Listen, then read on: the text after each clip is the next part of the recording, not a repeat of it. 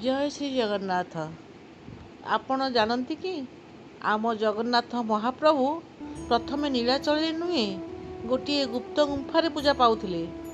କିଏ ସେହି ନୀଳମାଧବ ଏବଂ କେମିତି ସେହି ଗୁପ୍ତ ନୀଳମାଧବ ସେ ନୀଳମାଧବ ରୂପରୁ ସୃଷ୍ଟି ହେଲେ ଆମର ବଡ଼ ଠାକୁର ଶ୍ରୀ ଜଗନ୍ନାଥ। ଆଜି ଶ୍ରୀ ଜଗନ୍ନାଥ ପୁରାଣର ପ୍ରଥମ ଅଧ୍ୟାୟରେ ଆମେ ଜାଣିବା ସେହି ମହାଜଗତର ସବୁଠାରୁ ଦିବ୍ୟ ଓ ରହସ୍ୟମୟ କାହାଣୀ। ତେବେ ଚାଲନ୍ତୁ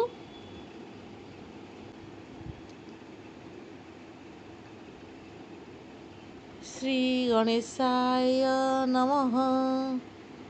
ନୀଳାଦ୍ରୌ ଶଙ୍ଖ ମଧ୍ୟ ଶତଦଳକମଳେ ରତ୍ନସିଂହାସନମ୍ ସର୍ବାଳଙ୍କାରଯୁକ୍ତಂ ନବଘନରୁଚିରಂ ସଂଯୁକ୍ତಂ ଚାଗ୍ରଜେନ ଭଦ୍ରାୟା ବାମପାର୍ଶ୍ୱେ ରଥଚरणयुतं ବ୍ରହ୍ମସ୍ୱरूपं वदान्यं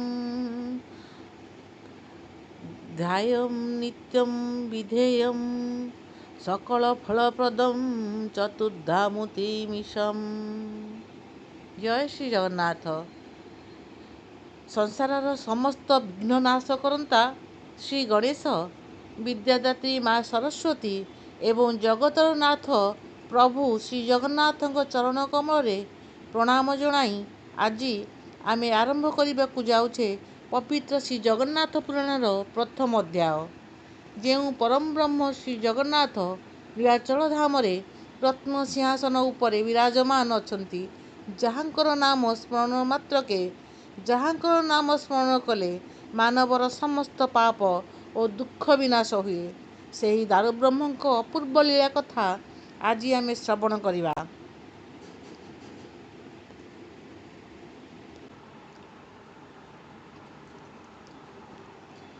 ପୌରାଣିକ କଥା ଅନୁସାରେ ଥରେ ପବିତ୍ର ନୈମିଷାରଣ୍ୟ ଅରଣ୍ୟରେ 80,000ରୁ ଉର୍ଦ୍ଧ୍ୱ ମୁନି ଋଷି ଏକତ୍ରିତ ହୋଇଥିଲେ।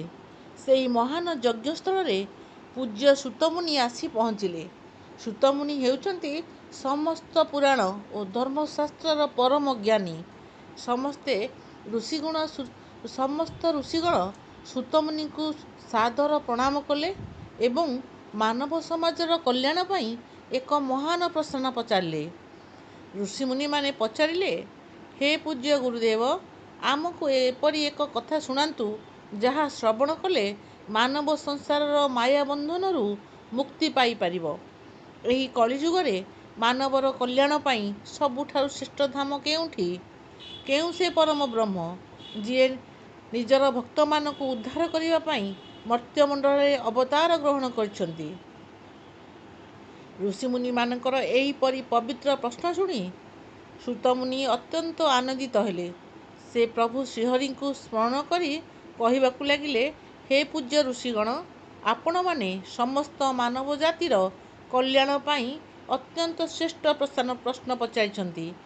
ଆଜି ମୁଁ ଆପଣଙ୍କୁ ସେହି ଦିବ୍ୟ କ୍ଷେତ୍ର ବିଷୟରେ କହିବି, ଯାହା ସମସ୍ତ ଧାମ ମଧ୍ୟରେ ଶ୍ରେଷ୍ଠ। ସୂତମୁନି କହିଲେ, ଭାରତବର୍ଷର ପୂର୍ବ ସମୁଦ୍ର କୂଳରେ ନୀଳଗିରି ପର୍ବତ ଉପରେ ଅବସ୍ଥିତ ଶ୍ରୀକ୍ଷେତ୍ର ଅର୍ଥାତ୍ ପୁରୀ ହେଉଛି ପରମ ବ୍ରହ୍ମଙ୍କର ନିଜସ୍ୱ ନିବାସ ସ୍ଥଳ। ଏହାକୁ ନୀଳାଚଳ, ପୁରୁଷୋତ୍ତମ କ୍ଷେତ୍ର କିମ୍ବା ଶଙ୍ଖକ୍ଷେତ୍ର ମଧ୍ୟ କୁହାଯାଏ। ଏହି ଶ୍ରୀକ୍ଷେତ୍ର ଏପରି ଏକ ପବିତ୍ର ଧାମ, ଯେଉଁଠାରେ ସାକ୍ଷାତ୍ ବିଷ୍ଣୁ ନିଜେ ଦାରୁ ରୂପରେ ବିରାଜମାନ କରିଛନ୍ତି। ଅନ୍ୟ ସମସ୍ତ ଧାମରେ ଭଗବାନଙ୍କୁ ଭୋଗ ଚଢ଼ାଯାଏ, କିନ୍ତୁ ଶ୍ରୀକ୍ଷେତ୍ରରେ ପ୍ରଭୁ ନିଜେ ଭକ୍ତମାନଙ୍କ ସହ ମହାପ୍ରସାଦ ଆସ୍ୱାଦନ କରନ୍ତି। ଏହି କ୍ଷେତ୍ରରେ ଜାତି, ଧର୍ମ, ବର୍ଣ୍ଣର କୌଣସି ବି ଭେଦଭାବ ନାହିଁ। ସୂତମୁନି ଆହୁରି ମଧ୍ୟ କହିଲେ, ପୂର୍ବକାଳରେ ଏହି ପବିତ୍ର ନୀଳାଚଳ କ୍ଷେତ୍ରରେ ମହାପ୍ରଭୁ ସିଧାସଳଖ ଶ୍ରୀ ନୀଳମାଧବ ରୂପରେ ପୂଜା ପାଉଥିଲେ। ଏକ ଘଞ୍ଚ ଗୁପ୍ତ ଜଙ୍ଗଲ ଭିତରେ ଶବର ରାଜା ବିଶ୍ୱାବସୁ ଅତ୍ୟନ୍ତ ଗୁପ୍ତ ଭାବରେ ପ୍ରଭୁ ନୀଳମାଧବଙ୍କୁ ନୀଳକାନ୍ତି ମଣି ରୂପରେ ପୂଜା କରୁଥିଲେ।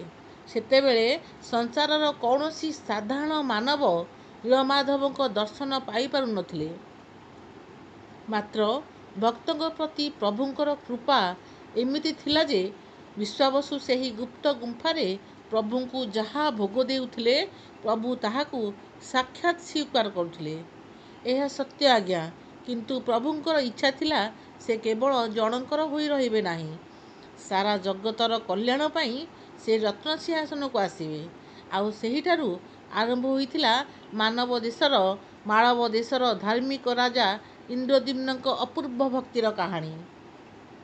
ହେ ଭକ୍ତଗଣ, ଏହା ହିଁ ହେଉଛି ଶ୍ରୀ ଜଗନ୍ନାଥ ପୁରାଣର ପ୍ରଥମ ଅଧ୍ୟାୟ, ଯେଉଁଠାରୁ ଦାରୁବ୍ରହ୍ମଙ୍କ ଆବିର୍ଭାବ ଗୁପ୍ତ ରହସ୍ୟ ଆରମ୍ଭ ହୁଏ।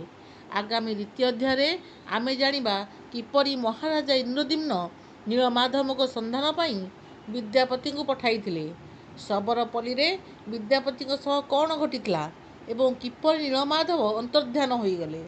ପ୍ରଭୁ କାଳିଆ ସାଆନ୍ତଙ୍କ କୃପା ଲାଭ କରିବା ପାଇଁ ଏହି ଭିଡ଼ିଓଟିକୁ ଲାଇକ୍ କରନ୍ତୁ, ଅନ୍ୟ ଭକ୍ତମାନଙ୍କ ସହ ସେୟାର କରନ୍ତୁ ଏବଂ କମେଣ୍ଟ ବକ୍ସରେ ଜୟ ଜଗନ୍ନାଥ ନିଶ୍ଚୟ ଲେଖନ୍ତୁ।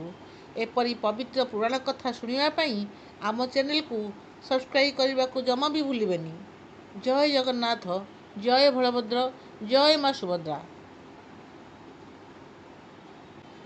ମହାପ୍ରଭୁ ସମସ୍ତଙ୍କର କଲ୍ୟାଣ କରନ୍ତୁ, ଏ ବିଶ୍ୱର କଲ୍ୟାଣ କରନ୍ତୁ, ଏ ବିଶ୍ୱର ମଙ୍ଗଳ କରନ୍ତୁ।